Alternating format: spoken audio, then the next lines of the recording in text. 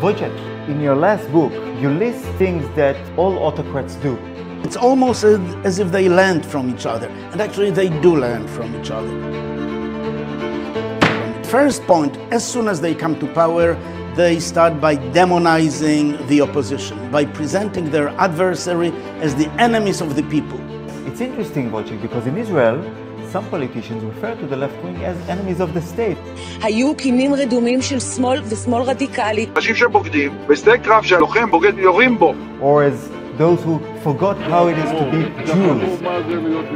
You can see it in every autocratic state. You'll see a narrative about foreign forces. אין לי שום ציפייה מג'פרי, ארגון שמי שתקצב אותו ב$1,000,000.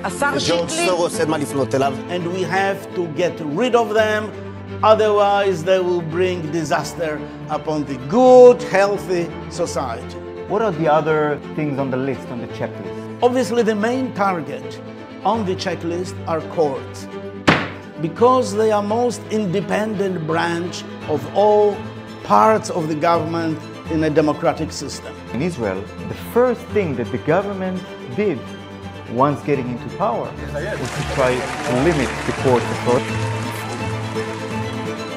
אני משיק היום את השלב הראשון של רפורמת המשילות. And once they capture the court, then they can capture all the other democratic institutions. הגיע הזמן לפעול. Okay, so we're talking about the checklist of autocrats.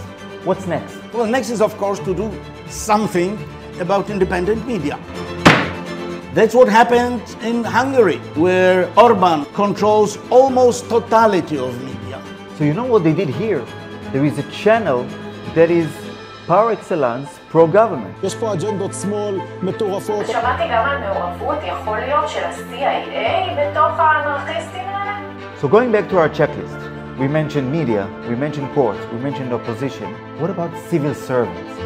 In Poland, they very quickly captured civil service, and they appointed their own people, often completely incompetent, but loyal to the government. In Israel,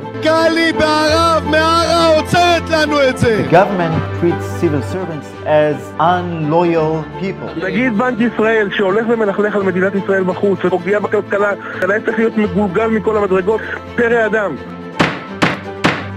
If you notice here in your country that the government does any of these things, you may be sure that they are following the most traditional script of autocrats.